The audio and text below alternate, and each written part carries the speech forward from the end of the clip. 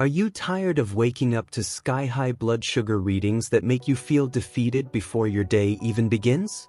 Does your glucose monitor show numbers that seem impossible, especially when you thought you ate reasonably well the night before?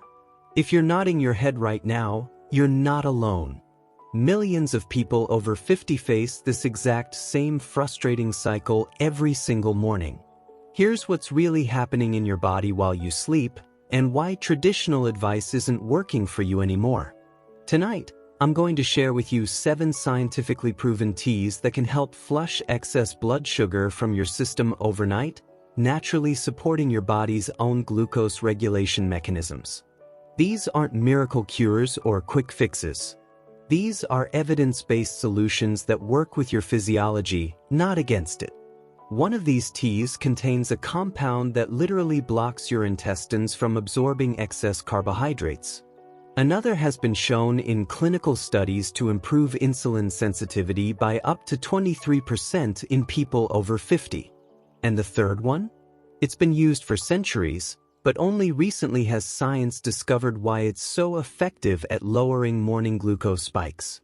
But before we dive deep into these 7 powerful teas, I need to be completely transparent with you. What I'm about to share is not medical advice.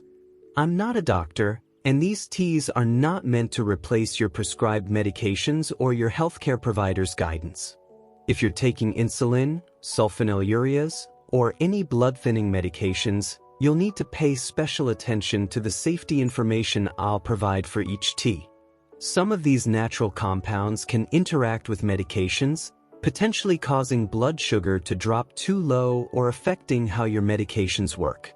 That said, what I'm sharing with you today is backed by peer-reviewed research, clinical studies, and real-world results from thousands of people who've implemented these strategies safely and effectively.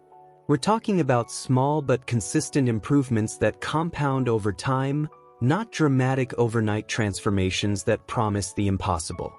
My name is Dr. John Smith, and for the past decade, I've been researching natural approaches to blood sugar management, particularly for people over 50 whose bodies are dealing with the natural changes that come with aging. I've reviewed hundreds of studies, consulted with endocrinologists, and worked with nutritionists to understand why our glucose control becomes more challenging as we get older. What I've discovered is that the conventional one-size-fits-all approach to blood sugar management often falls short for mature adults. Your body at 50, 60, or 70 is not the same as your body at 30. Your sleep patterns have changed. Your hormones have shifted. Your metabolism has slowed. Your stress response is different. And yes, your blood sugar patterns are different too. The research I'll be sharing with you today comes from institutions like the American Diabetes Association, the Journal of Ethnopharmacology, the International Journal of Molecular Sciences, and clinical trials conducted at major universities. I'll tell you exactly what the studies showed, how many people were involved, and what kind of results you might realistically expect. Here's what we're going to cover in the next hour together. First, I'll explain exactly why your blood sugar tends to spike at night and stay elevated in the morning, a phenomenon that affects nearly 80% of people over 50 with blood sugar concerns. Then, we'll dive deep into each of the 7 teas, including the specific compounds that make them effective, the best times to drink them, how to prepare them properly, and any safety considerations you need to know about. After that, I'll give you a practical 7-day evening routine that incorporates these teas strategically based on your specific needs and schedule. We'll also talk about the most common mistakes people make when trying to use natural approaches for blood sugar management and how to avoid them. Finally, I'll show you exactly how to measure and track your results so you can see what's working and what isn't. But first, let's talk about why your blood sugar goes up at night in the first place. Understanding this is crucial because it helps you choose the right tea at the right time for maximum effectiveness. The most common culprit is something called the dawn phenomenon, and it affects virtually everyone over 50 to some degree. Here's what happens. Between 3 and 8 a.m., your body naturally releases a cocktail of hormones including cortisol, growth hormone, and adrenaline. These hormones are designed to help you wake up and prepare for the day ahead. They're normal and necessary, but they also signal your liver to release stored glucose into your bloodstream.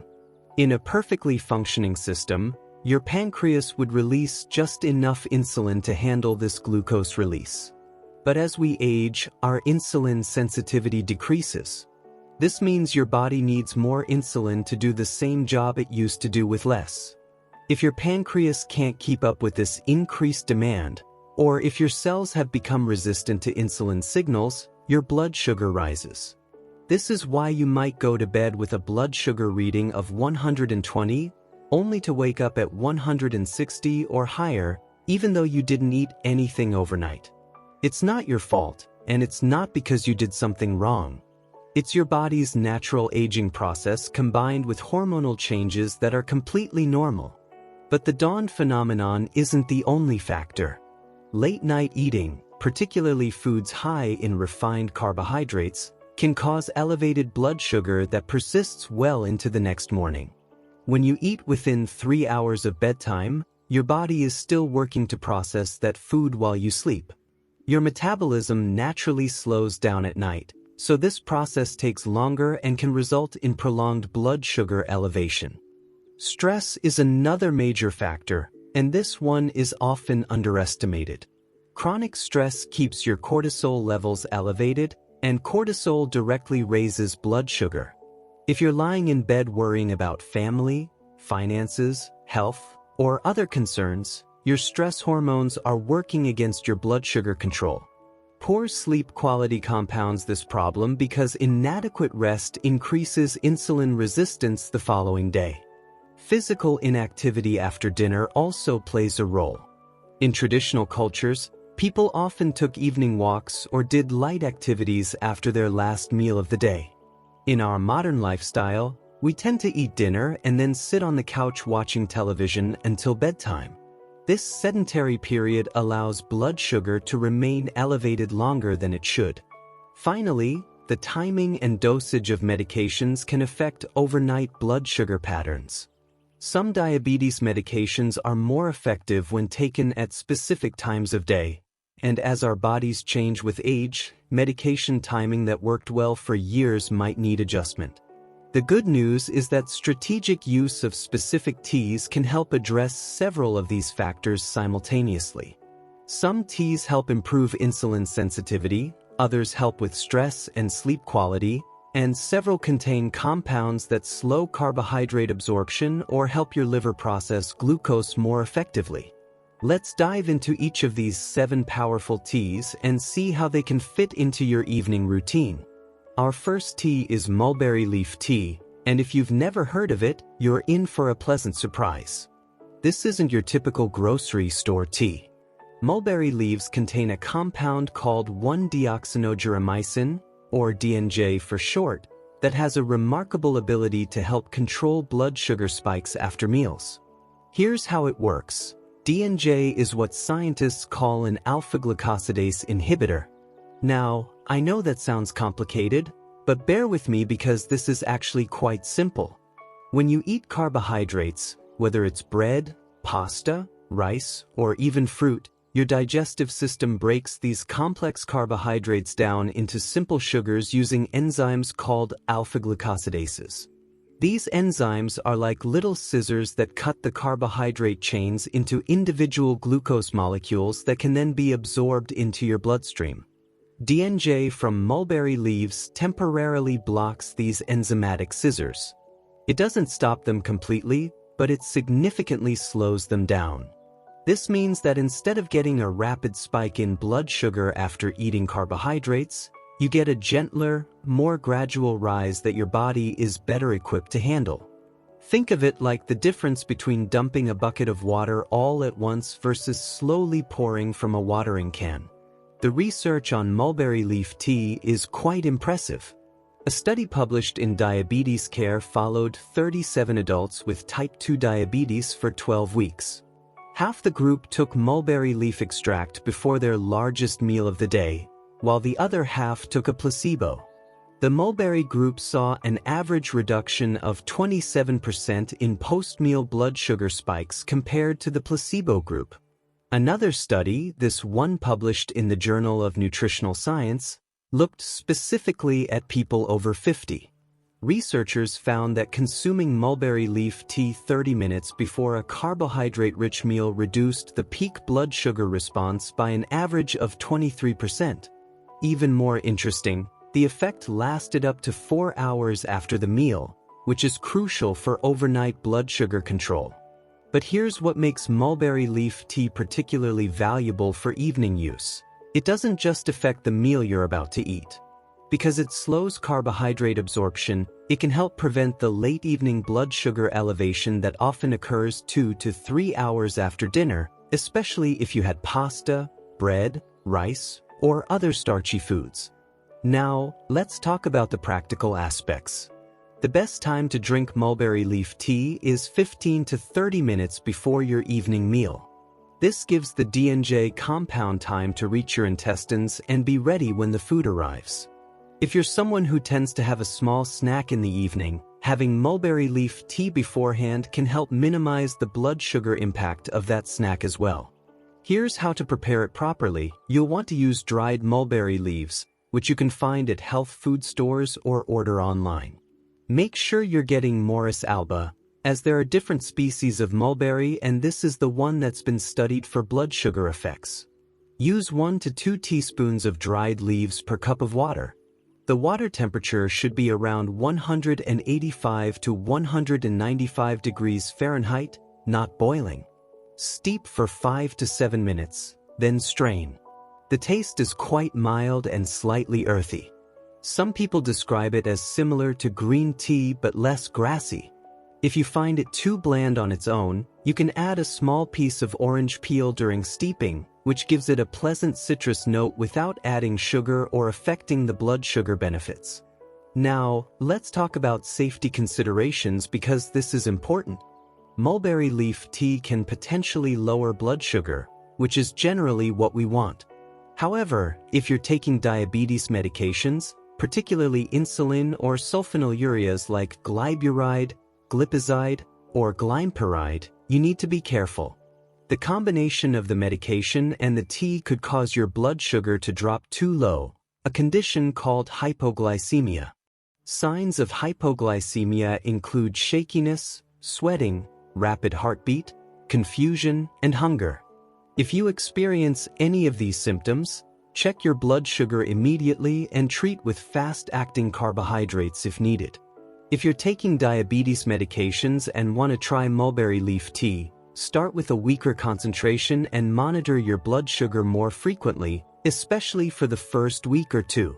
Pregnant and breastfeeding women should consult with their healthcare provider before using mulberry leaf tea, as there isn't enough research on safety during pregnancy and lactation. One more important point, mulberry leaf tea works best as part of a comprehensive approach to blood sugar management. It's not going to overcome a diet that's consistently high in processed carbohydrates and sugar. Think of it as a helpful tool that works alongside healthy eating patterns, regular physical activity, and proper medical care. The realistic expectation for mulberry leaf tea is a 15 to 25% reduction in post-meal blood sugar spikes when used consistently before carbohydrate-containing meals.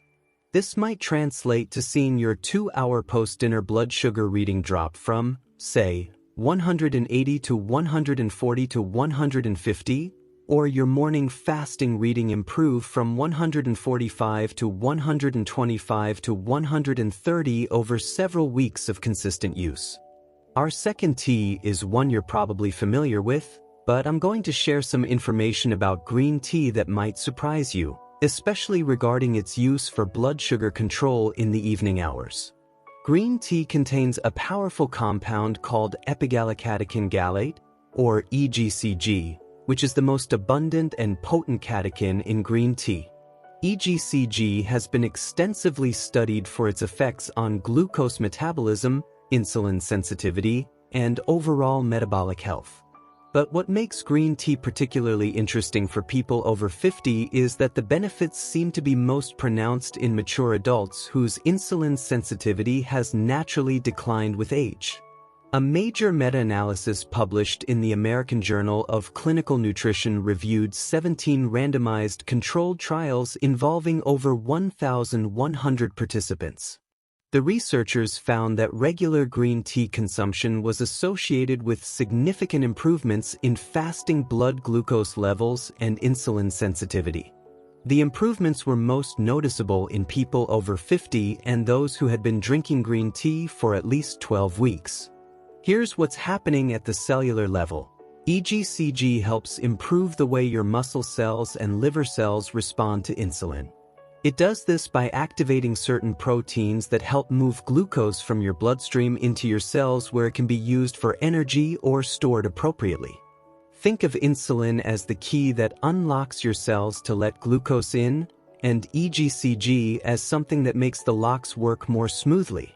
Additionally, green tea appears to help slow the breakdown of starches into sugars in your digestive tract, similar to mulberry leaf but through a different mechanism. This means that even if you had pasta or bread with dinner, green tea can help moderate the blood sugar response.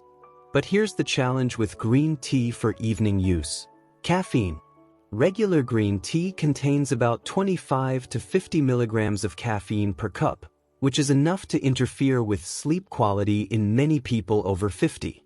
Poor sleep, as I mentioned earlier, directly worsens insulin resistance the following day. So we're in a bit of a catch-22 if we use regular green tea in the evening. The solution is to use decaffeinated green tea for evening consumption, or to have your regular green tea earlier in the day and switch to decaffeinated versions after 4 p.m. The decaffeination process does remove some of the beneficial compounds, but studies have shown that decaffeinated green tea still retains about 70 to 80% of its EGCG content, which is plenty to provide blood sugar benefits. For optimal evening blood sugar control, I recommend having decaffeinated green tea about 2 hours after dinner. This timing allows the EGCG to be working in your system during the late evening hours when blood sugar often tends to rise, and it can help improve your overnight insulin sensitivity. Now, let's talk about preparation, because how you make green tea significantly affects both its taste and its beneficial compound content. Many people make green tea wrong and end up with a bitter, astringent brew that they don't enjoy drinking. Here's the proper method. Use water that's been heated to 175 to 185 degrees Fahrenheit. If you don't have a thermometer, bring water to a boil and then let it sit for about 3 to 4 minutes before pouring it over the tea. If the water is too hot, it will extract too many tannins and make the tea bitter while destroying some of the delicate EGCG compounds. Use about 1 teaspoon of loose leaf tea or 1 tea bag per cup of water. Steep for only 2 to 3 minutes. Longer steeping doesn't extract significantly more beneficial compounds but will make the tea more bitter. After steeping, remove the tea leaves or bag immediately. Here's a professional tip that can increase the bioavailability of the EGCG compounds. Add a small squeeze of fresh lemon juice to your green tea. The vitamin C in the lemon helps stabilize the catechins and makes them more readily absorbed by your body. Studies have shown that adding citrus can increase EGCG absorption by up to 80%. If you're new to green tea or have found it too bitter in the past, start with lighter varieties like Yakuro or Suncha, or look for green tea blends that include other flavors like jasmine or mint. You can also try white tea, which has many of the same compounds as green tea but with a much milder flavor. From a safety standpoint, green tea is generally very safe for most people. However, there are a few considerations. Green tea can reduce iron absorption, so if you have iron deficiency anemia, avoid drinking it with iron-rich meals or iron supplements. Space them at least 2 hours apart. Green tea also contains compounds called tannins that can interact with certain medications. If you're taking blood thinners like warfarin, green tea can potentially affect how the medication works. The interaction isn't dangerous, but it can make your INR levels less predictable. If you're on warfarin or other blood thinners, maintain consistent green tea consumption and have your levels monitored more frequently when you first start. For people taking diabetes medications, green tea generally enhances the medication's effects, which is usually beneficial. However, if you're on insulin or medications that can cause hypoglycemia, monitor your blood sugar more closely when you first add green tea to your routine, as you might need medication adjustments. One interesting finding from recent research is that green tea's blood sugar benefits seem to be dose-dependent up to a point. Studies suggest that 2 to 3 cups per day provide optimal benefits, with diminishing returns beyond that amount. For our evening routine, 1 cup of decaffeinated green tea 2 hours after dinner, combined with regular green tea earlier in the day, provides an excellent balance. The realistic expectations for green tea are gradual but meaningful improvements in fasting blood glucose and insulin sensitivity over 8 to 12 weeks of consistent use. You might see your morning readings improve by 10 to 15 points, and your body's overall ability to handle carbohydrates throughout the day should improve as well. Now we're moving into tea that works on blood sugar through a completely different mechanism: chamomile. While mulberry leaf and green tea work primarily on glucose absorption and insulin sensitivity, chamomile addresses blood sugar control through its effects on stress, inflammation, and sleep quality. For people over 50, this indirect approach can be just as important as direct glucose-lowering effects. Let me explain why stress and sleep are so critical to blood sugar control, especially as we age. Chronic stress keeps your cortisol levels elevated throughout the day and even into the night. Cortisol is often called the stress hormone, but it's also a potent blood sugar elevator. When cortisol is high, it signals your liver to release stored glucose and makes your muscle cells more resistant to insulin. This is an evolutionary survival mechanism designed to give you quick energy in dangerous situations, but in our modern world, chronic stress means chronically elevated blood sugar. Sleep quality becomes increasingly important for blood sugar control as we get older. During deep sleep, your body produces growth hormone, which helps repair tissues and restore insulin sensitivity. If you're not getting enough deep sleep, or if your sleep is fragmented, your body doesn't have the opportunity to reset its glucose metabolism properly. This is why people who sleep poorly often wake up with higher blood sugar readings, even if they ate appropriately the night before. Chamomile addresses both of these factors.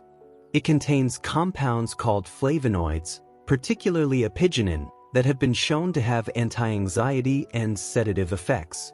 But more importantly for our purposes, chamomile has been specifically studied for its effects on blood sugar control in people with type 2 diabetes.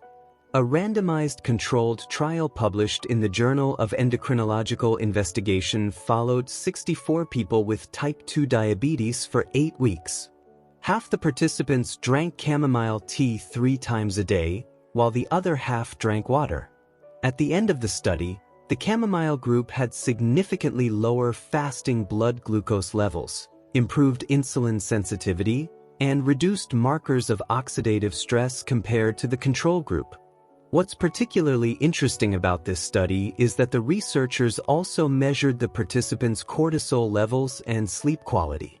The people drinking chamomile tea not only had better blood sugar control but also reported better sleep quality and lower perceived stress levels.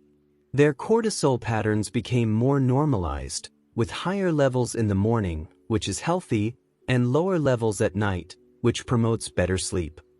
Another study, published in Molecular Medicine Reports, looked specifically at the anti-inflammatory effects of chamomile in people with metabolic syndrome. Participants who consumed chamomile tea for 6 weeks showed significant reductions in inflammatory markers that are associated with insulin resistance. The researchers concluded that chamomile's blood sugar benefits come not just from direct glucose-lowering effects, but from its ability to reduce the chronic inflammation that interferes with insulin function. For evening use, chamomile tea is ideal because it promotes relaxation and better sleep quality, which in turn supports better overnight and morning blood sugar control. The optimal timing is 30 to 60 minutes before bedtime. This gives the calming compounds time to take effect and helps you transition into a more relaxed state that's conducive to quality sleep. Here's how to prepare chamomile tea for maximum effectiveness. If you're using dried chamomile flowers, which I recommend over tea bags for potency, use about 1 tablespoon of flowers per cup of water. If you're using tea bags, use 1 to 2 bags depending on the strength you prefer. Pour boiling water, 212 degrees Fahrenheit, over the chamomile and steep for 5 to 8 minutes.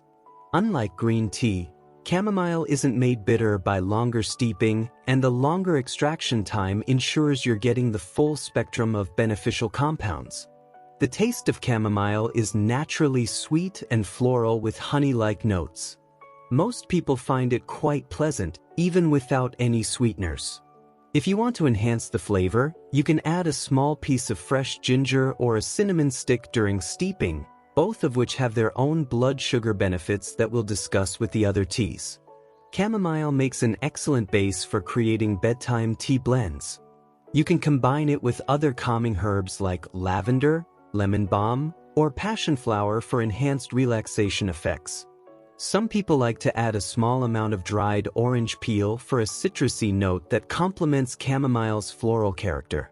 From a safety perspective, chamomile is generally very safe for most people. However, there are a few considerations to be aware of.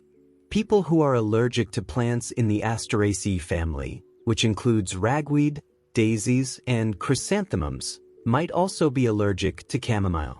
Symptoms of allergic reaction include skin rash, throat tightness, or difficulty breathing. If you have known plant allergies, start with a very small amount and monitor for any reaction. Chamomile does have mild sedative effects, which is generally what we want for evening use. However, if you need to wake up during the night or be alert for any reason, be aware that you might feel slightly drowsy.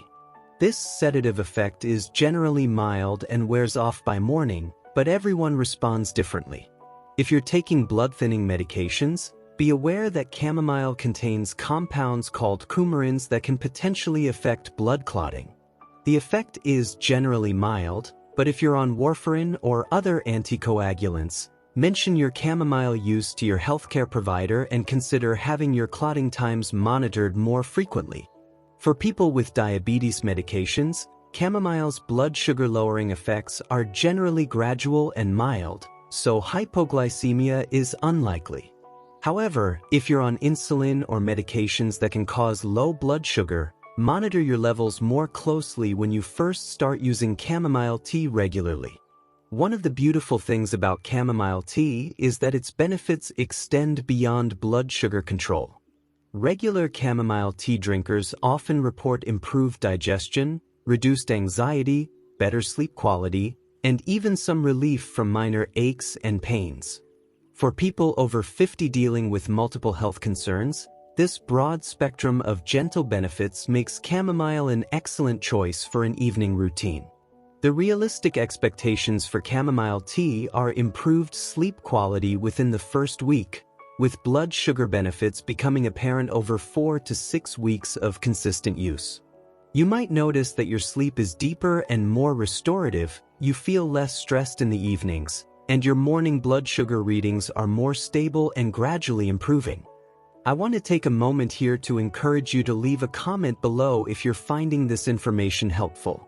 Have you tried any of these teas before? Are you discovering something new that you didn't know about natural blood sugar management? Your engagement helps me understand what's most valuable to you, and it helps other viewers find this content as well. Moving on to our fourth tea, we have ginger, which is particularly powerful when used strategically after dinner, especially if you've had a meal that was higher in carbohydrates than usual. Ginger works through multiple pathways to help control blood sugar, and it's especially effective for post-meal glucose management.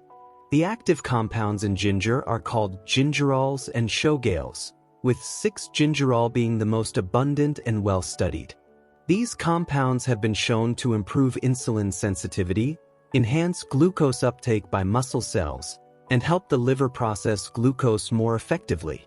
But what makes ginger unique among our 7 teas is its ability to slow gastric emptying in a beneficial way. Let me explain what that means and why it matters. When you eat a meal, your stomach gradually releases the food into your small intestine where most nutrient absorption occurs. If this happens too quickly, especially with carbohydrate-rich meals, you get a rapid spike in blood sugar. Ginger helps slow this process just enough to create a more gradual release of nutrients, leading to a gentler rise in blood glucose that your body can handle more effectively. A study published in the European Journal of Pharmacology followed 41 people with type 2 diabetes for 12 weeks. Participants were given either ginger powder or a placebo daily.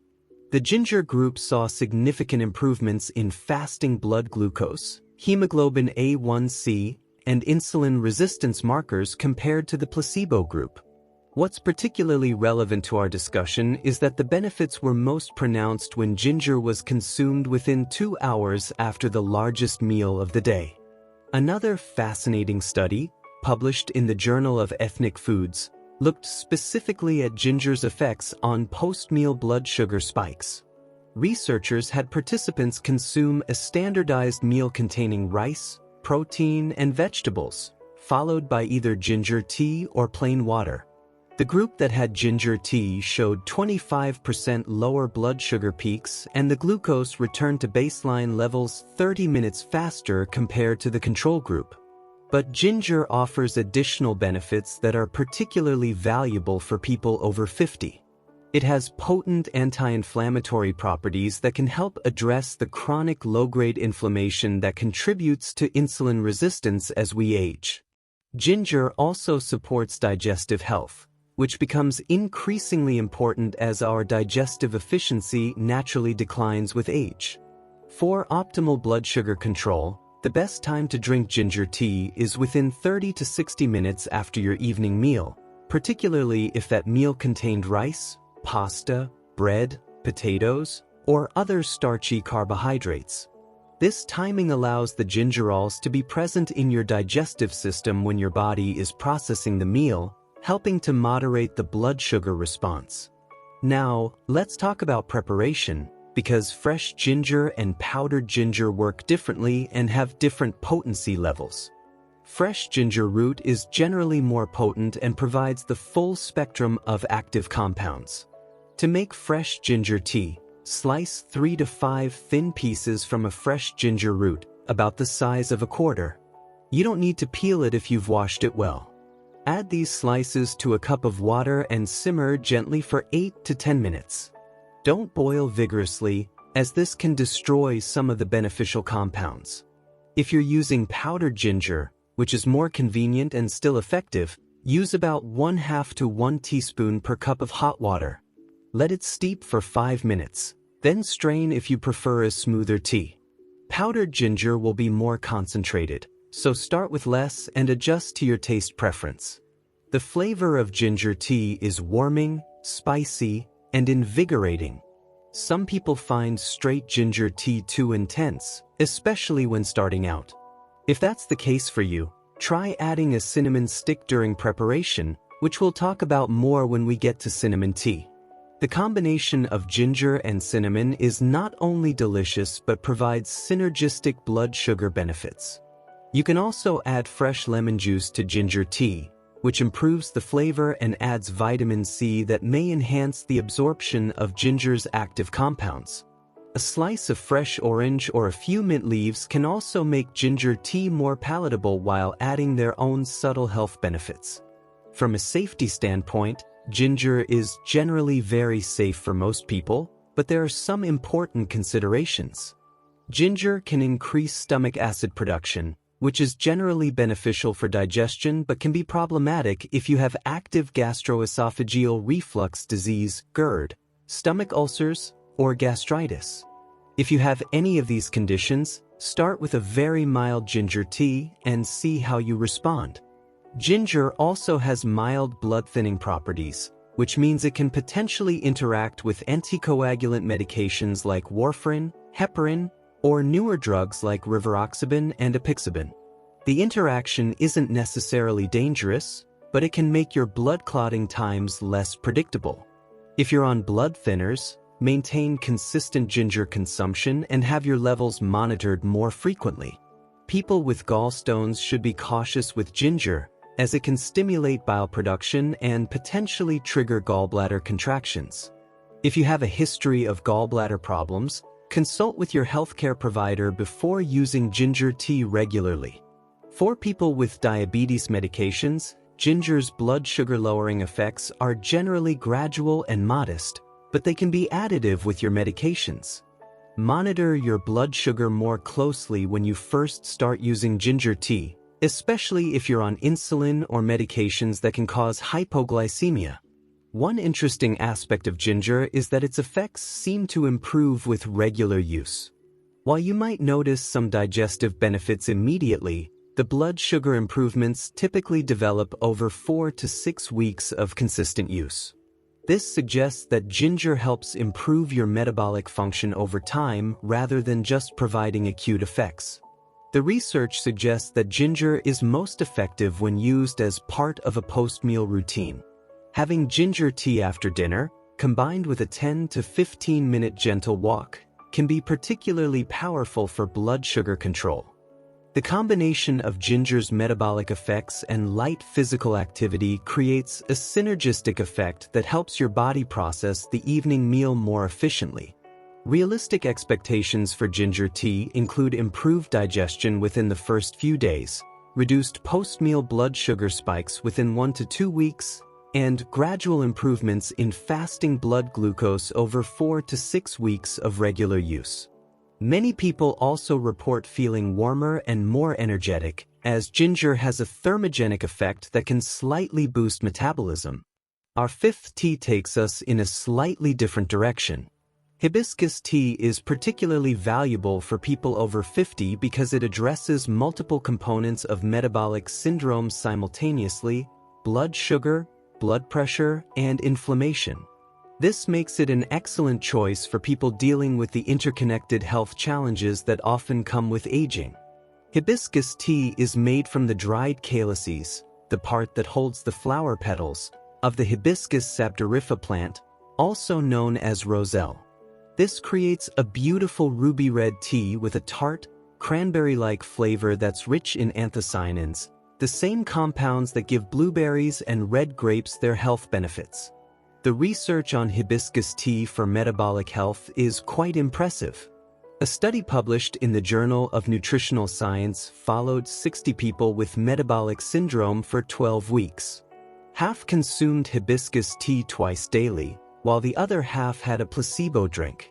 The hibiscus group showed significant improvements not only in blood pressure but also in fasting blood glucose, insulin sensitivity, and inflammatory markers. What makes hibiscus particularly interesting for blood sugar control is its effect on carbohydrate metabolism. The anthocyanins in hibiscus appear to help regulate enzymes involved in glucose production and utilization. A study published in Food and Function found that hibiscus tea consumption was associated with improved glucose tolerance and reduced post-meal blood sugar spikes in adults with prediabetes. But hibiscus offers additional benefits that make it especially valuable for evening use. The anthocyanins have potent antioxidant properties that help combat oxidative stress, which tends to be higher in people with blood sugar concerns and increases with age. By reducing oxidative stress, hibiscus helps protect the insulin-producing cells in your pancreas and improves overall insulin function.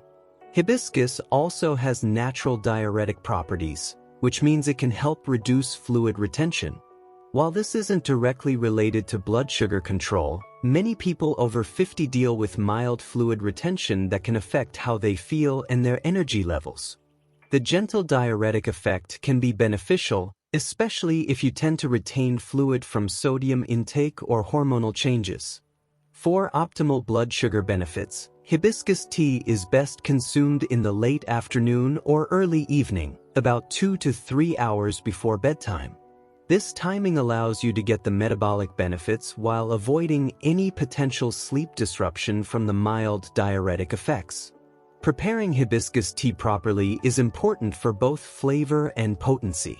Use about 1 to 2 tablespoons of dried hibiscus calyces per cup of water. The water should be fully boiling, 212 degrees Fahrenheit, when you pour it over the hibiscus. Steep for 8 to 10 minutes to extract the full spectrum of beneficial compounds. The longer steeping time is necessary because the thick, waxy calyces need time to release their compounds fully. The resulting tea will be a vibrant red color with a tart, refreshing flavor that's naturally sugar-free. Hibiscus tea has a cranberry-like taste that many people find pleasant without any additives. If you find it too tart, you can add a small amount of stevia or drink it at room temperature, which tends to taste less acidic. One of the unique aspects of hibiscus tea is that it's equally effective whether consumed hot or cold. Many people prepare a larger batch and keep it refrigerated, drinking it chilled in the afternoon or evening. This makes it a great option for warmer climates or for people who prefer cold beverages. For enhanced flavor and additional blood sugar benefits, you can create hibiscus blends. Adding a cinnamon stick during steeping provides complementary glucose-lowering effects and a warming spice note that balances the tartness. A few fresh mint leaves can add a refreshing element, while a slice of fresh ginger provides additional metabolic benefits. From a safety perspective, hibiscus tea is generally well tolerated by most people. However, there are some important considerations, particularly for people over 50 who may be taking multiple medications. Hibiscus has been shown to lower blood pressure in multiple studies, which is generally beneficial. However, if you're already taking blood pressure medications, the combination could potentially lower your blood pressure more than intended. Signs that your blood pressure might be getting too low include dizziness when standing up, feeling lightheaded, fatigue, or nausea. If you experience any of these symptoms after starting hibiscus tea, check your blood pressure and consult with your healthcare provider. You might need to adjust your medication timing or dosage. Hibiscus also has mild diuretic effects, which means it can increase urination. This is generally not problematic, but if you're taking diuretic medications for blood pressure or heart conditions, the combination might be more potent than expected. Monitor how you feel and ensure you're staying adequately hydrated. For people with kidney stones, particularly those composed of calcium oxalate, hibiscus tea should be consumed in moderation as it contains oxalates. If you have a history of kidney stones, limit hibiscus tea to no more than 1 cup per day and make sure you're drinking plenty of water. The blood sugar benefits of hibiscus tea appear to be dose-dependent, with studies showing optimal effects with 1 to 2 cups per day. More than this doesn't seem to provide additional benefits and may increase the risk of side effects in sensitive individuals. Realistic expectations for hibiscus tea include gradual improvements in blood pressure within 2 to 4 weeks, better post-meal blood sugar control within 3 to 4 weeks, and potential improvements in overall energy and well-being as your cardiovascular and metabolic health improve together. Many people also report feeling less bloated and having better overall fluid balance. Now we come to cinnamon tea, but not just any cinnamon. We're talking specifically about Ceylon cinnamon, also known as true cinnamon, which is significantly different from the common cassia cinnamon you find in most grocery stores. This distinction is crucial for both safety and effectiveness, especially for people over 50 who may be using cinnamon regularly for blood sugar control. Ceylon cinnamon contains compounds called procyanidin type A polymers and cinnamaldehyde, which have been extensively studied for their effects on glucose metabolism. These compounds work by improving insulin sensitivity and helping your muscle cells take up glucose more effectively. But what makes Ceylon cinnamon particularly valuable is its ability to slow gastric emptying and reduce the rate at which carbohydrates are converted to glucose in your digestive system. A landmark study published in Diabetes Care followed 60 people with type 2 diabetes for 40 days. Participants were divided into groups receiving different amounts of cinnamon extract or placebo. All the cinnamon groups showed significant improvements in fasting blood glucose, with the most consistent benefits seen at moderate doses equivalent to about 1 to 3 grams of cinnamon per day. More recently, a meta-analysis published in the Annals of Family Medicine reviewed 10 randomized controlled trials involving over 500 participants. The researchers found that cinnamon consumption was associated with statistically significant decreases in fasting blood glucose, total cholesterol, LDL cholesterol, and triglycerides. The effects were most pronounced in people with type 2 diabetes and those who used cinnamon for at least 12 weeks. What's particularly interesting about cinnamon for evening use is its effect on overnight glucose metabolism. A study published in the American Journal of Clinical Nutrition found that consuming cinnamon with the evening meal helped stabilize blood glucose levels throughout the night and resulted in lower morning fasting glucose readings. The key difference between Ceylon cinnamon and cassia cinnamon is the coumarin content. Cassia cinnamon, which is what you typically find in supermarkets, contains high levels of coumarin, a compound that can be toxic to the liver in large amounts. Ceylon cinnamon contains about 250 times less coumarin than cassia, making it much safer for regular, long-term use. For people over 50 who may be taking multiple medications or have age-related changes in liver function, this safety difference is significant. You can use Ceylon cinnamon daily without concern about coumarin toxicity, whereas cassia cinnamon should be limited to occasional use. The optimal timing for cinnamon tea is with or shortly after your evening meal, particularly if that meal contained carbohydrates. The compounds in cinnamon need to be present in your digestive system when the carbohydrates are being processed to provide maximum benefit. There are several ways to prepare cinnamon tea, and each method extracts different compounds. For the most potent preparation, use Ceylon cinnamon sticks, also called quills. Break one stick into pieces and simmer them gently in a cup of water for 10 to 12 minutes.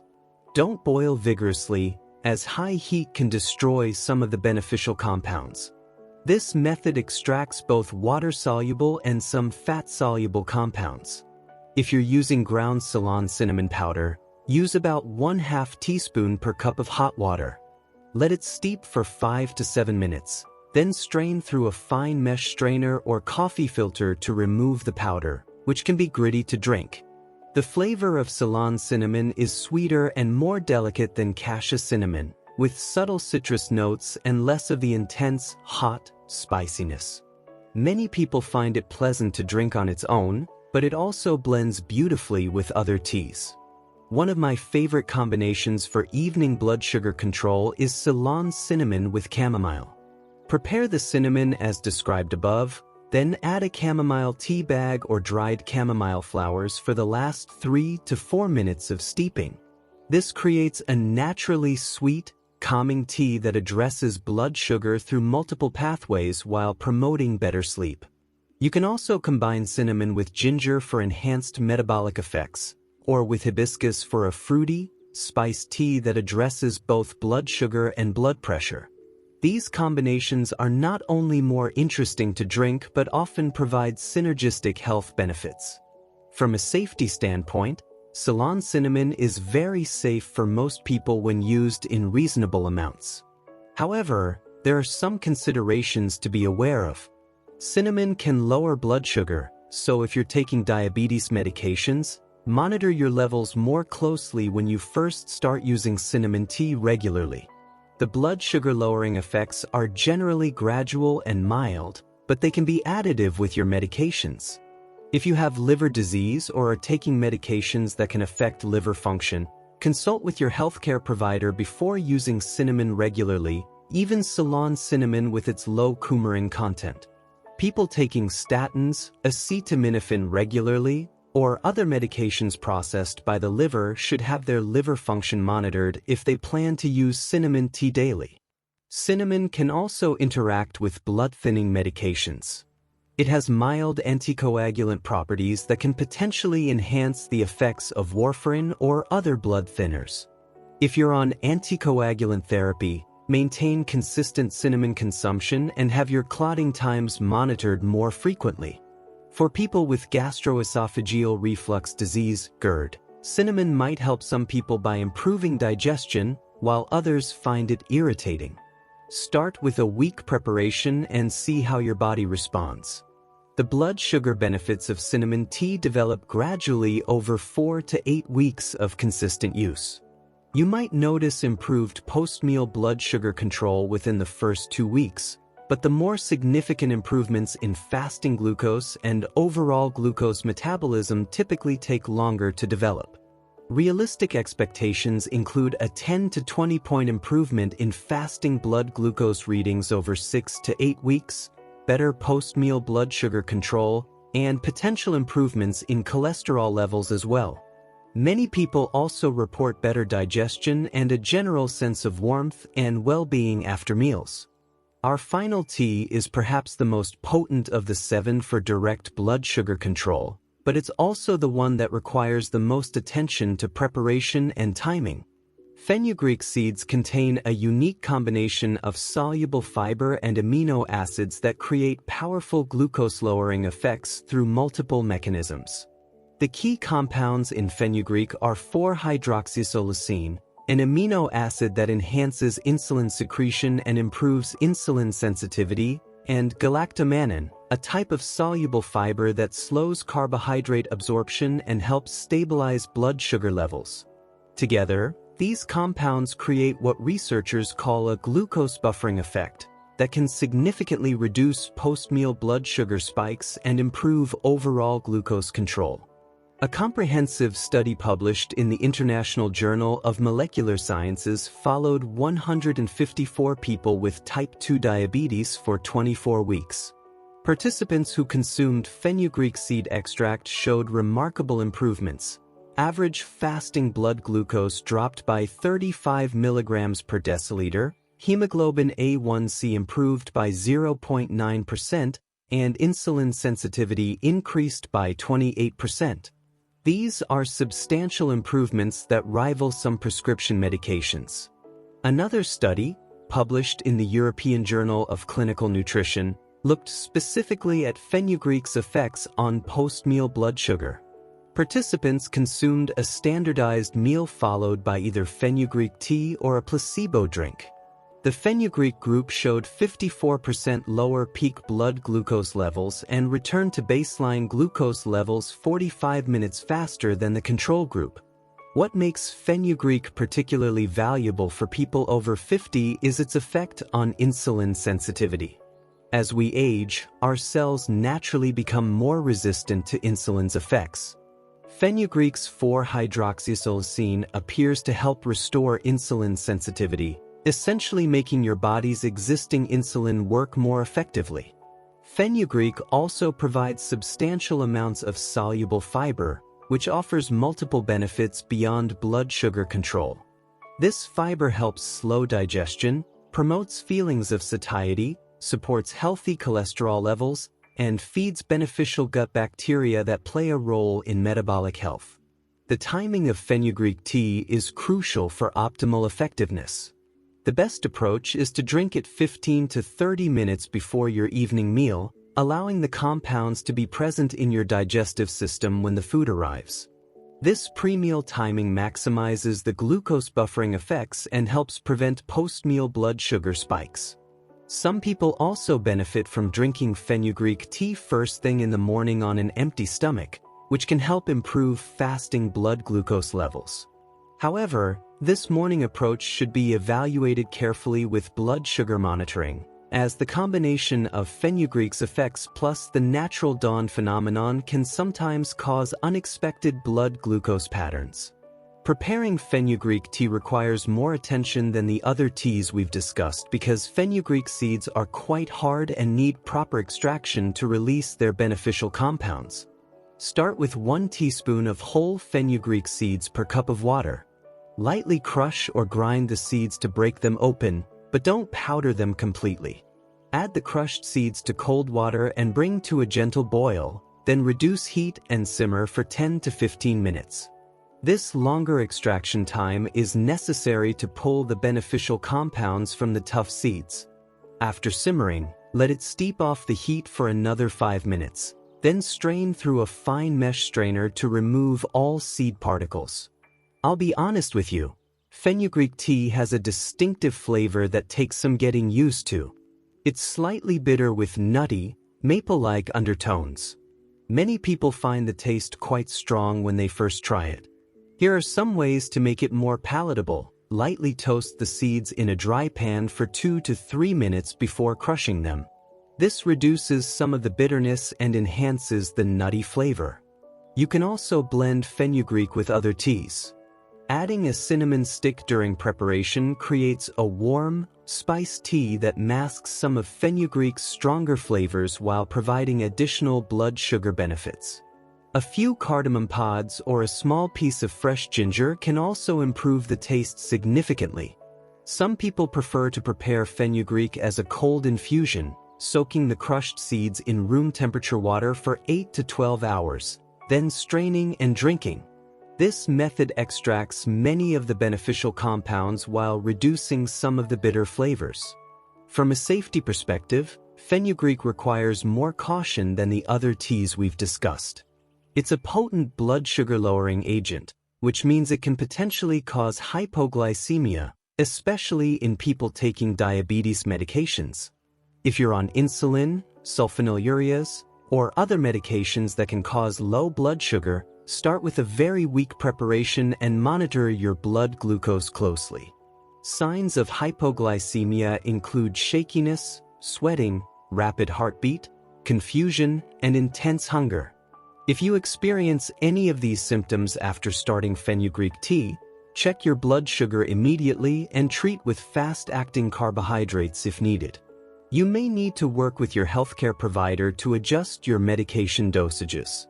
Fenugreek can also cause gastrointestinal side effects, particularly when you first start using it.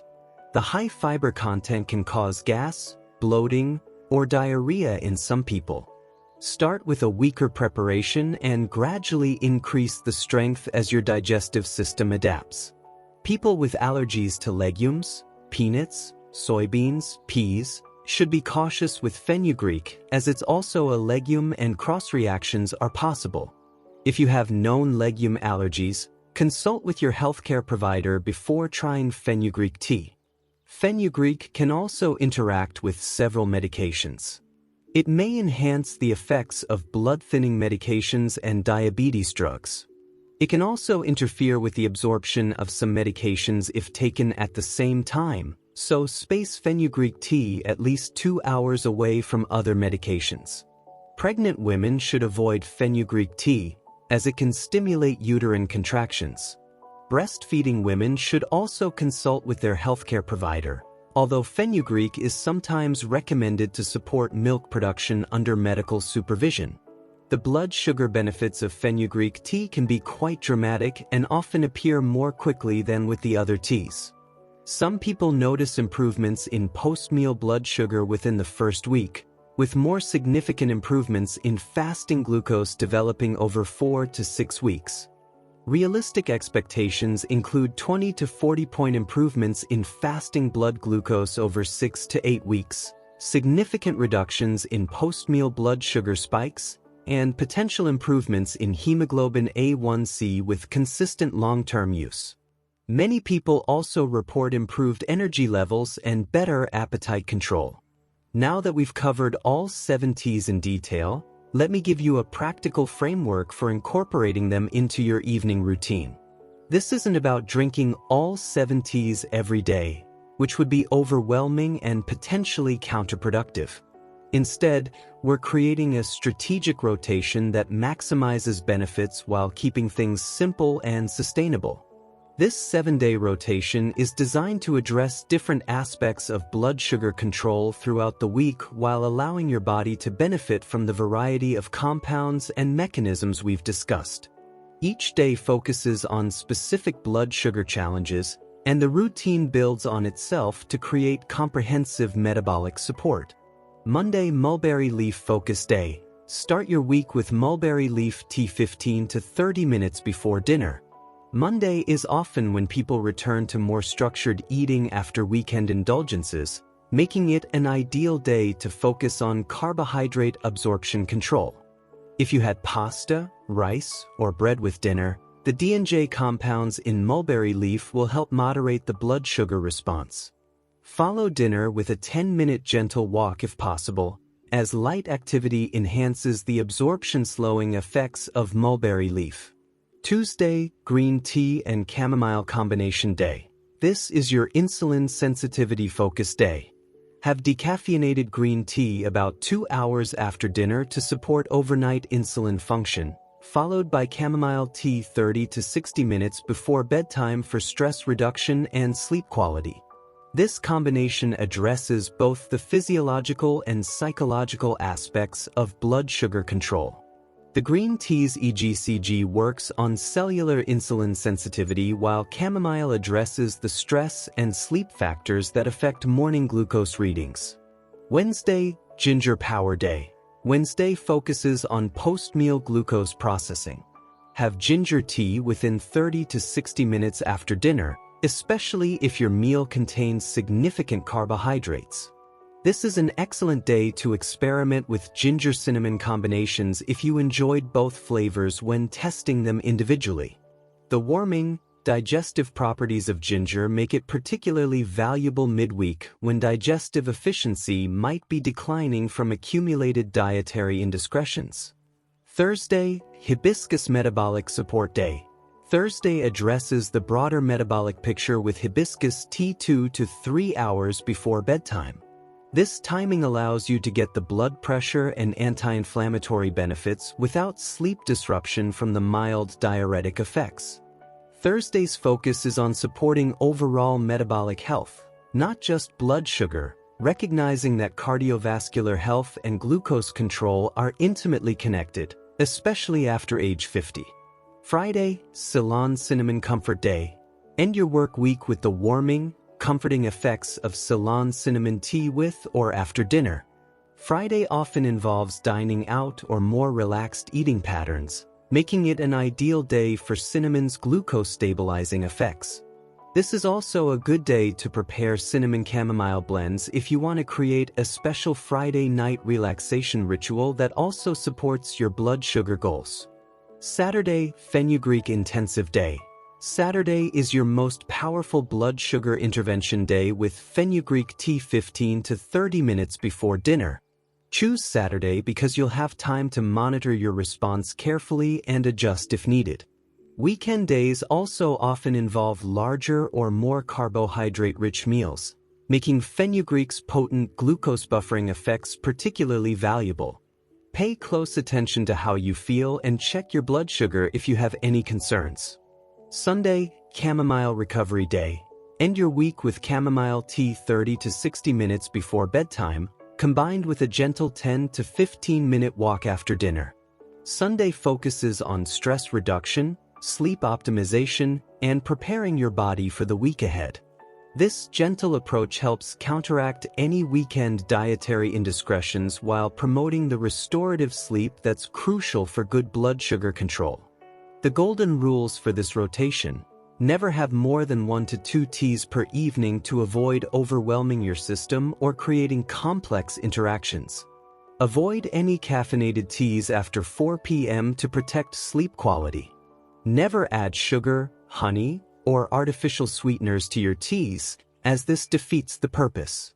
If you need sweetness, use a small amount of stevia leaf or drink the tea at a cooler temperature, which naturally tastes less bitter. Stay hydrated with plain water throughout the day, as several of these teas have mild diuretic effects. Keep a simple log of which tea you used and how you felt the next morning, including your blood sugar reading if you monitor at home. This helps you identify which teas work best for your individual physiology. Most importantly, listen to your body. If any tea causes digestive upset, sleep disturbance, or doesn't agree with you, skip it and choose another option. The goal is sustainable improvement, not perfect adherence to a rigid system. The difference between getting significant blood sugar benefits from these teas and getting minimal results often comes down to preparation technique. Many people unknowingly destroy beneficial compounds or fail to extract them properly, essentially drinking expensive flavored water instead of therapeutic tea. Let's start with water temperature, which is absolutely crucial. Different compounds extract optimally at different temperatures, and using boiling water for everything is one of the most common mistakes people make.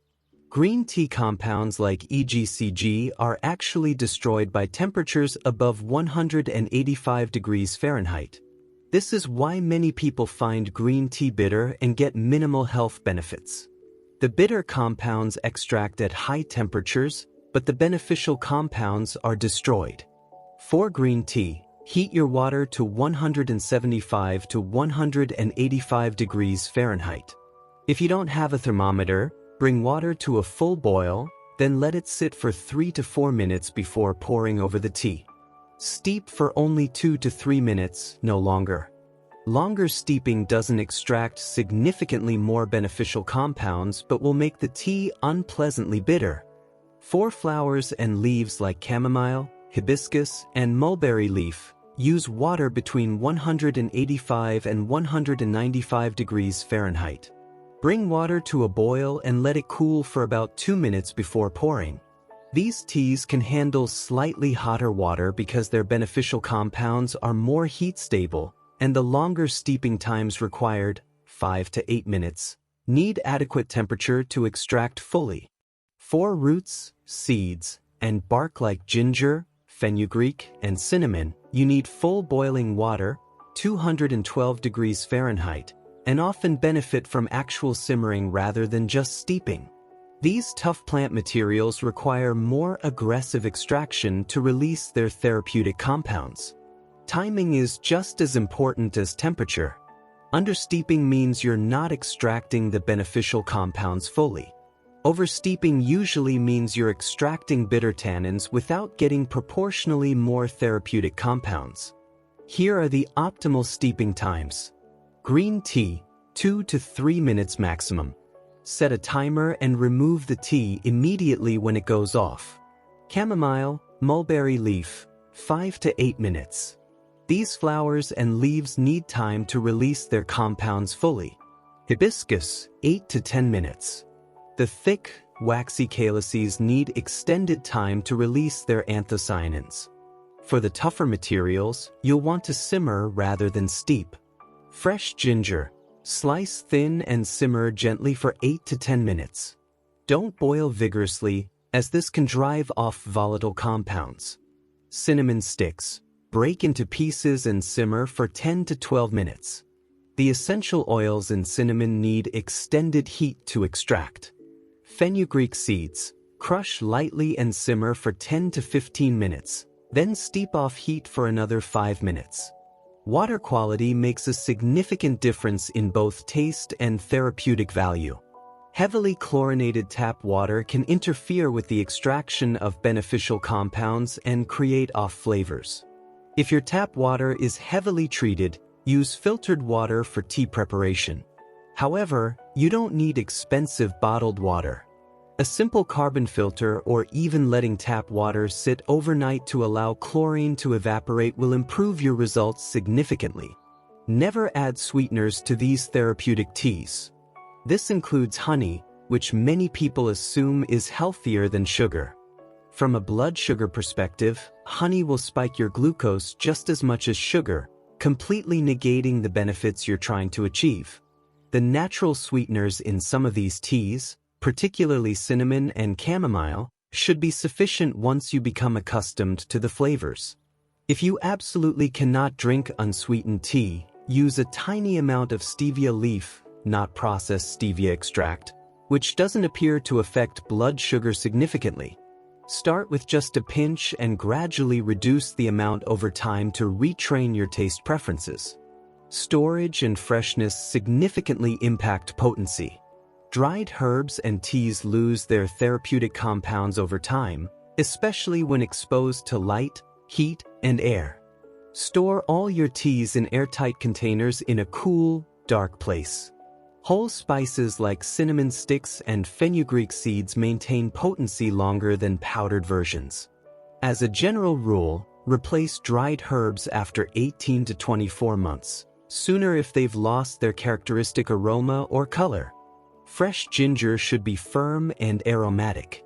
If it's soft, dried out, or moldy, it's lost much of its therapeutic value. Consider buying smaller quantities more frequently rather than large bulk purchases that will sit around for months. The therapeutic compounds in these plants degrade over time, so fresher is always better for health benefits. Even with the best intentions, there are several common mistakes that can significantly reduce the effectiveness of these teas or even cause problems. Let me walk you through the most frequent errors I see people make, so you can avoid them and get the maximum benefit from your tea routine. The biggest mistake is adding sweeteners, which I've already mentioned, but it bears repeating because it's so common and so counterproductive. I regularly hear from people who say they've been drinking cinnamon tea for months without seeing blood sugar improvements, only to discover they're adding 2 teaspoons of honey to make it taste better. You're essentially drinking a glucose bomb that overwhelms any beneficial effects from the cinnamon. This extends to combining these teas with sweet snacks or desserts. Having chamomile tea with cookies or drinking hibiscus tea while eating cake completely defeats the purpose.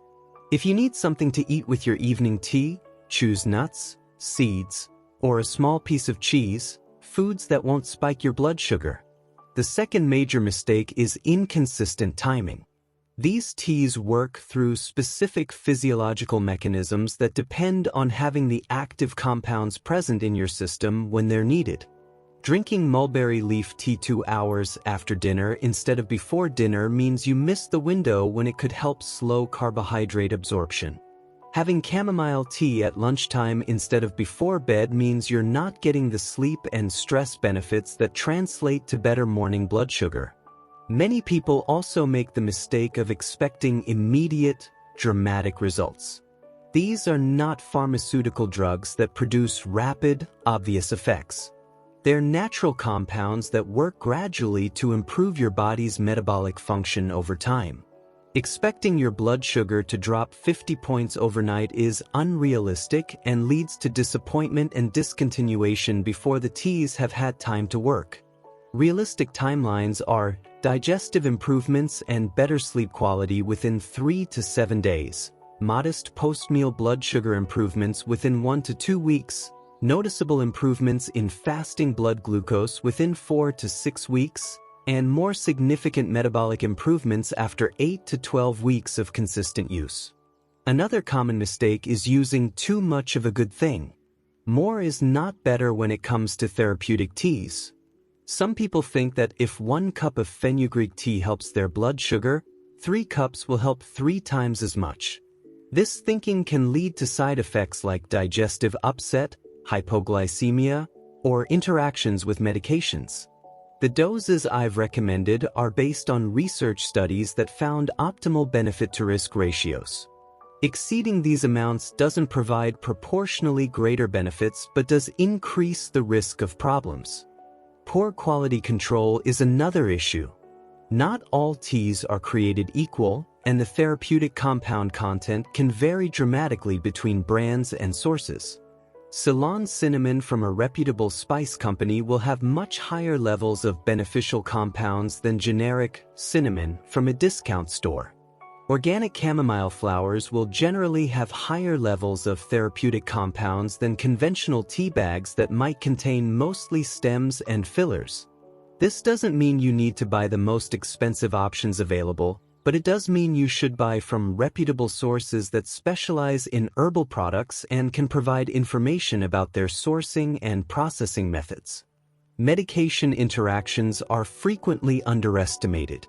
Many people assume that because something is natural, it can't interact with medications. This is absolutely false and can be dangerous.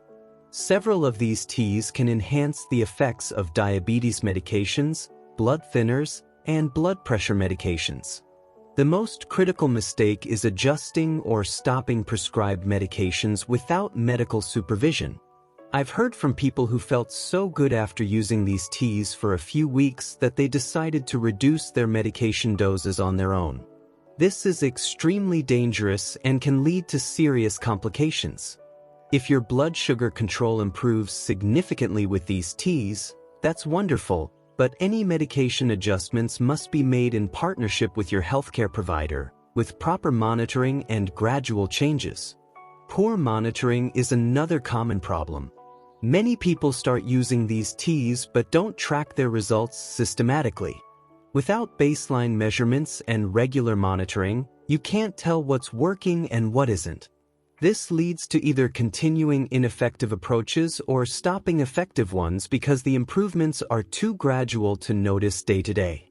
Finally, many people make the mistake of using these teas as a substitute for fundamental lifestyle changes rather than as a complement to them. No amount of therapeutic tea will overcome a diet consistently high in processed carbohydrates and sugar, complete physical inactivity, chronic sleep deprivation, or unmanaged stress. These teas work best when used as part of a comprehensive approach that includes appropriate nutrition, regular physical activity, adequate sleep, and stress management. Think of them as powerful tools that enhance your other healthy choices, not as magic bullets that can overcome poor lifestyle habits. While these teas are generally safe for most people, there are specific populations and health conditions that require extra attention and often medical consultation before beginning a therapeutic tea routine. As we age, our bodies process substances differently, we're more likely to be taking multiple medications, and we may have underlying health conditions that affect how we respond to natural compounds. People taking insulin or insulin-stimulating medications need the most careful monitoring. This includes anyone using rapid-acting insulin, long-acting insulin, or oral medications like glyburide, glipizide, glympyride, repaglinide, or nataglinide. These medications work by increasing insulin levels or insulin sensitivity, and several of our teas work through similar mechanisms. The combination can potentially cause blood sugar to drop too low, a condition called hypoglycemia that can be dangerous if not recognized and treated promptly. If you're in this category, you should not start multiple teas at once. Instead, introduce one tea at a time, starting with the mildest options like chamomile or green tea, and monitor your blood sugar more frequently than usual. Signs of hypoglycemia include shakiness, sweating, rapid heartbeat, hunger, confusion, irritability, and dizziness. If you experience any of these symptoms, check your blood sugar immediately if possible and treat with 15 to 20 grams of fast-acting carbohydrates like glucose tablets, regular soda, or fruit juice if your reading is below 70 milligrams per deciliter. People taking blood-thinning medications also need extra caution. This includes warfarin, heparin, rivaroxaban, apixaban, dabigatran, and even regular aspirin therapy. Several of these teas, particularly ginger, cinnamon, and fenugreek, have mild anticoagulant properties that can enhance the effects of these medications. This doesn't necessarily mean you can't use these teas, but it does mean you need consistent intake and more frequent monitoring of your clotting times. Don't start and stop these teas randomly, as this can cause your INR or other clotting parameters to fluctuate unpredictably. Blood pressure medications interact with several of these teas, particularly Hibiscus, which has significant blood pressure lowering effects. If you're taking ACE inhibitors, ARBs, beta blockers, calcium channel blockers, or diuretics, the combination with hibiscus tea could potentially lower your blood pressure more than intended. Monitor for signs of low blood pressure, including dizziness when standing up, lightheadedness, fatigue, or nausea.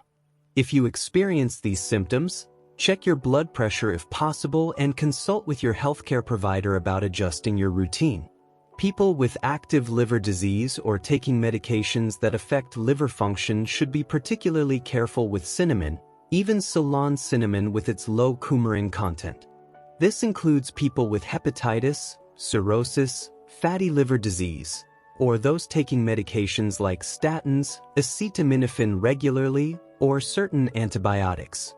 If you have liver concerns, start with very small amounts of cinnamon tea and consider having liver function tests monitored if you plan to use it regularly. Signs of liver problems include yellowing of skin or eyes, persistent fatigue, abdominal pain, or changes in urine color.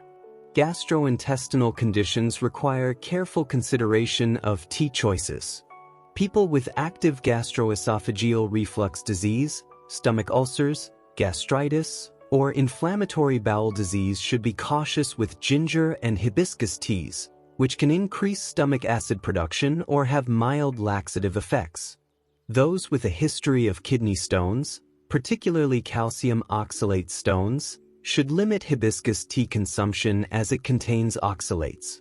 If you have kidney disease, the diuretic effects of hibiscus might also be problematic.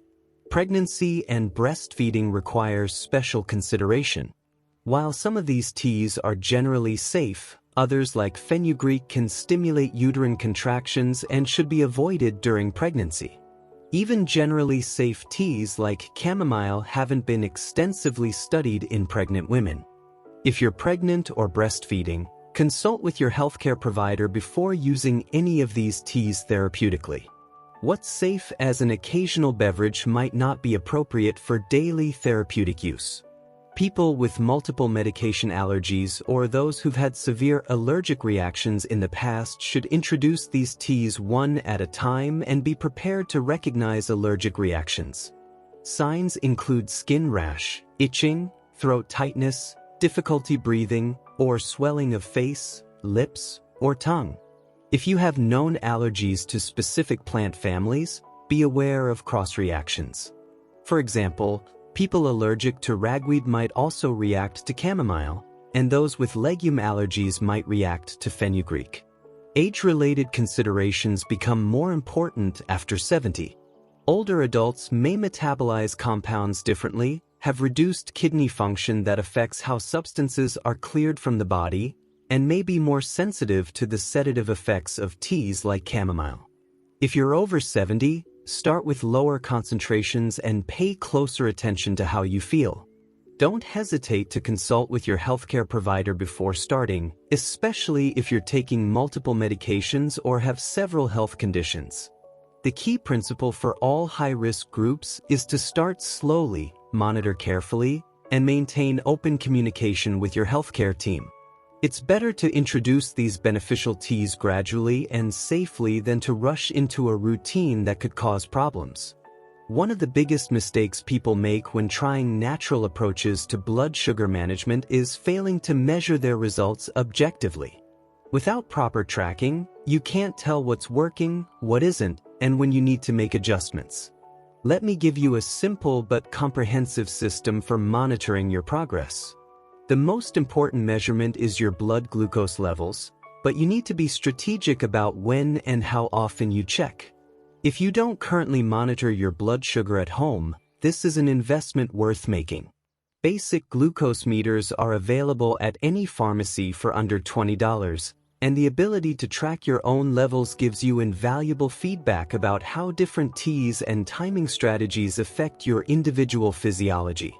For baseline establishment, check your fasting blood glucose first thing in the morning before eating or drinking anything other than water for 1 week before starting your tea routine. This gives you a baseline average to compare against. Also check your blood sugar 2 hours after your evening meal 3 times during this baseline week. These post-meal readings tell you how well your body is currently handling your typical dinner. Once you start your tea routine, continue checking fasting glucose 3 to 4 times per week, preferably on different days of the week to account for natural variations. Check your 2-hour post-dinner reading 1 to 2 times per week, focusing on days when you've used pre-meal teas like mulberry leaf or fenugreek. Keep a simple log that includes the date, which tea you used, the time you drank it, what you ate for dinner, and your blood sugar readings. You can use a notebook, smartphone app, or even a simple spreadsheet. The key is consistency and including enough detail to identify patterns. Look for trends rather than daily variations. Blood sugar naturally fluctuates based on sleep quality, stress levels, physical activity, and many other factors. A single high or low reading doesn't mean your teas aren't working or that you're having problems.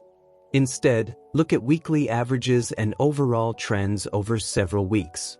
Sleep quality is another crucial metric to track because it directly affects blood sugar control. Rate your sleep quality each morning on a simple 0 to 10 scale, where 0 is terrible sleep and 10 is perfect sleep. Include notes about how long it took you to fall asleep, how many times you woke up, and how you felt upon waking. Many people notice improvements in sleep quality within the first week of using chamomile tea, which often translates to better morning blood sugar readings over time.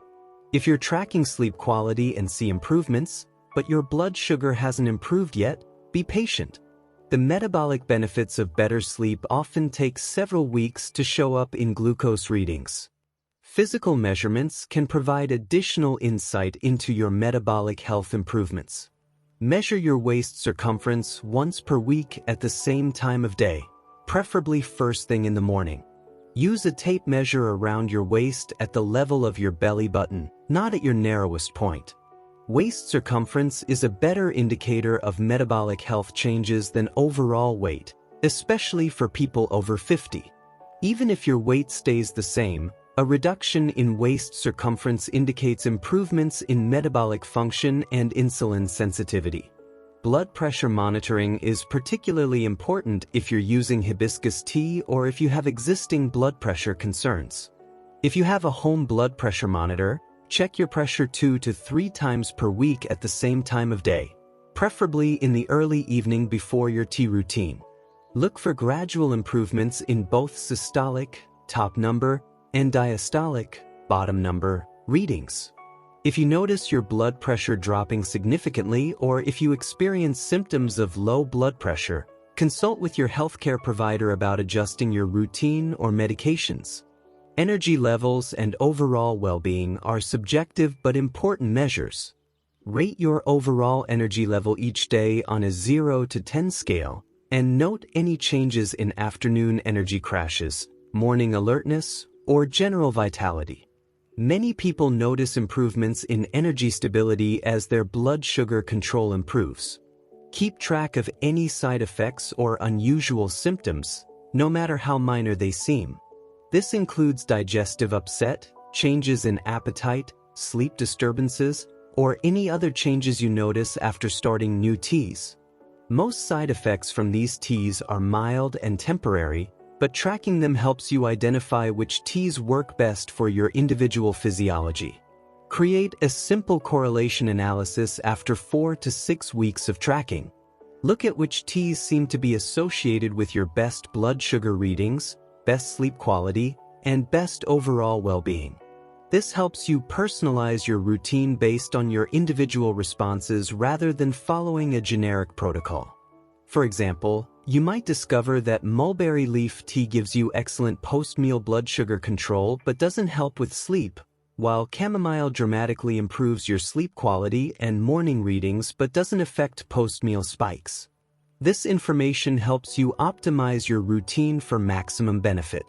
Don't expect linear progress. Blood sugar improvement often comes in waves rather than steady daily improvement. You might see significant improvement in weeks 2 to 4, then a plateau for several weeks, followed by another period of improvement.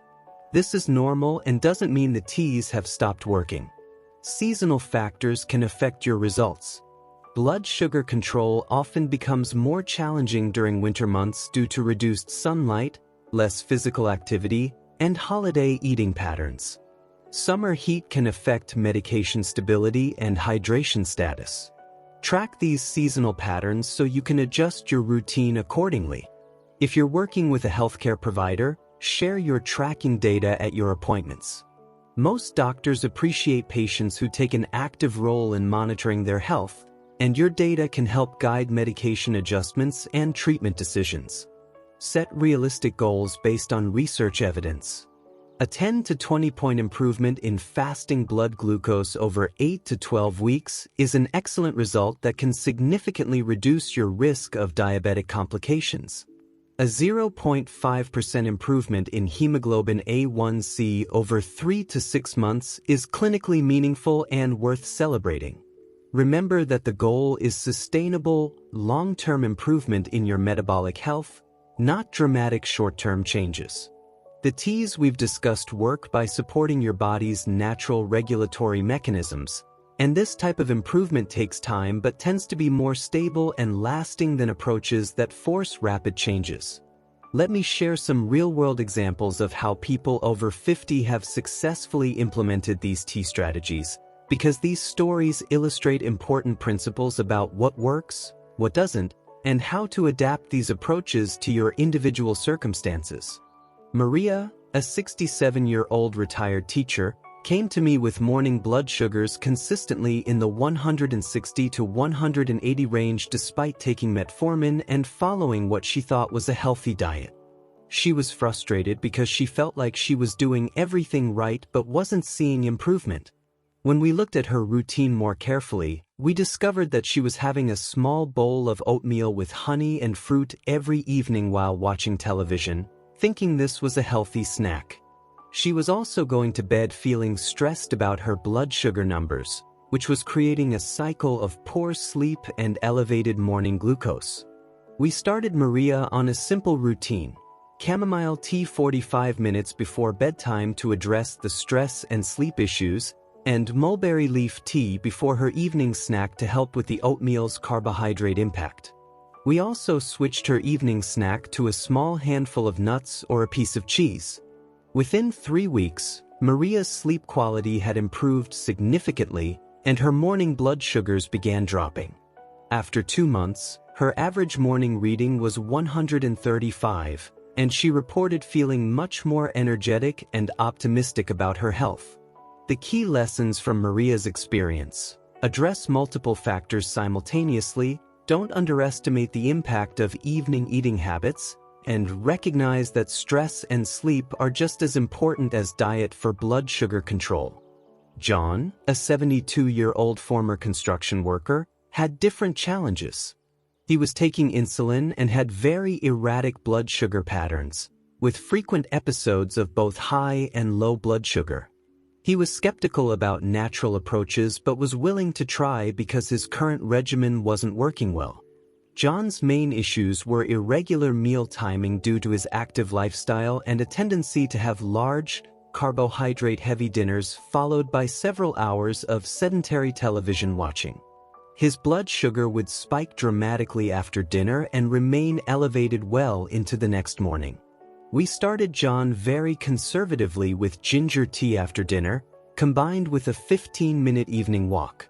Because he was on insulin, we monitored his blood sugar extra carefully and had his endocrinologist involved from the beginning.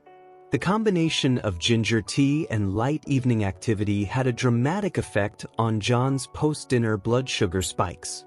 His readings began stabilizing, and over several months, his endocrinologist was able to reduce his insulin doses slightly.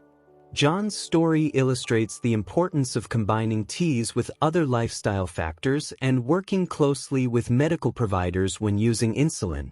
Sarah, a 58-year-old office manager, represents a common scenario: prediabetes with strong family history of diabetes and metabolic syndrome.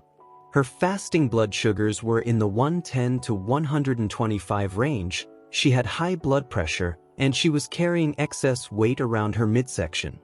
Sarah was motivated to avoid progression to full diabetes but felt overwhelmed by all the dietary and lifestyle changes she thought she needed to make. We focused on just 2 interventions: hibiscus tea in the late afternoon for blood pressure and metabolic support, and a 7-day rotation of evening teas to address different aspects of glucose metabolism. After 6 months, Sarah's fasting blood glucose had dropped to the 95 to 105 range. Her blood pressure had improved enough that her doctor reduced one of her medications, and she had lost 3 inches from her waist circumference without making any dramatic dietary changes. Sarah's success shows that sometimes modest, consistent interventions can produce significant results when they address the right physiological targets. Robert, a 64-year-old retired engineer, had a more complex situation. He was managing type 2 diabetes, taking multiple medications, and had a history of heart problems. He was interested in natural approaches but needed to be very careful about interactions and side effects. We worked closely with Robert's medical team to develop a very conservative approach using primarily chamomile and green tea, avoiding the more potent options like fenugreek that might interact with his medications. Even with this limited approach, Robert saw gradual improvements in his sleep quality, stress levels, and overall blood sugar stability over several months. Robert's case illustrates that even when you can't use all the available options, strategic use of safer teas can still provide meaningful benefits. It also shows the importance of working with your healthcare team rather than trying to manage complex medical situations on your own. Linda, a 69-year-old retired nurse, had excellent medical knowledge but was struggling with the dawn phenomenon, waking up with blood sugars 40 to 50 points higher than her bedtime readings despite not eating overnight. Traditional medical approaches weren't addressing this specific problem effectively. Linda experimented with different evening tea combinations and timing strategies. She found that chamomile tea for sleep quality, combined with a small amount of Ceylon cinnamon tea right before bedtime, helped moderate her morning glucose spikes. The key was the timing, having the cinnamon very late in the evening so its effects were active during the early morning hours when her liver was releasing stored glucose. Linda's experience shows that these teas can be effective for specific blood sugar problems that don't respond well to conventional approaches, and that precise timing can be crucial for optimal results. These stories share several common themes that are important for your success. First, sustainable changes work better than dramatic overhauls. None of these people completely changed their lifestyles overnight. Instead, they made targeted adjustments that they could maintain long-term. Second, individualization is crucial. What worked best for Maria might not work best for John, and what timing strategy was optimal for Linda might not be right for Sarah. Use the guidelines I've provided as starting points, but pay attention to your body's responses and adjust accordingly. Third, patience and consistency are essential. All of these people saw their most significant improvements after at least 6 to 8 weeks of consistent use. The people who quit after 2 or 3 weeks because they didn't see dramatic changes missed out on the real benefits that come with longer-term use. Fourth, combining teas with other healthy behaviors amplifies the benefits. The people who saw the best results weren't just drinking tea, they were also paying attention to their evening routines, stress management, sleep quality, and often incorporating light physical activity. Finally, working with healthcare providers rather than against them leads to better outcomes. The people who kept their doctors informed and worked collaboratively to adjust medications when needed had safer experiences and often better results than those who tried to manage everything on their own. As we conclude our comprehensive journey through these 7 powerful teas for blood sugar control, I want to emphasize that what you've learned today represents an evidence-based, practical approach to supporting your metabolic health naturally. These aren't magic cures or overnight solutions, but they are scientifically validated tools that can make a meaningful difference in your blood sugar management when used consistently and appropriately. The key takeaways from our discussion today: your blood sugar challenges after age 50 are normal and addressable through strategic natural approaches combined with proper medical care. Each of these 7 teas works through different mechanisms, allowing you to address multiple aspects of glucose metabolism simultaneously. Proper preparation, timing, and consistency are crucial for effectiveness, and safety considerations become more important as we age and tack. The 7-day rotation system gives you a practical framework for implementation, while the monitoring strategies help you track your progress objectively. Most importantly, these approaches work best as part of a comprehensive lifestyle that includes appropriate nutrition, regular physical activity, adequate sleep, and stress management. Your next steps are to choose one tea to start with based on your primary concerns and comfort level. If sleep and stress are major issues, begin with chamomile. If post-meal blood sugar spikes are your main problem, try mulberry leaf or ginger. If you have blood pressure concerns along with glucose issues, hibiscus might be your best starting point. Start with the mildest, safest options and gradually expand your routine as you see how your body responds. Keep track of your results, stay in communication with your healthcare providers, and be patient with the process. Remember, sustainable improvement takes time, but the benefits are worth the effort.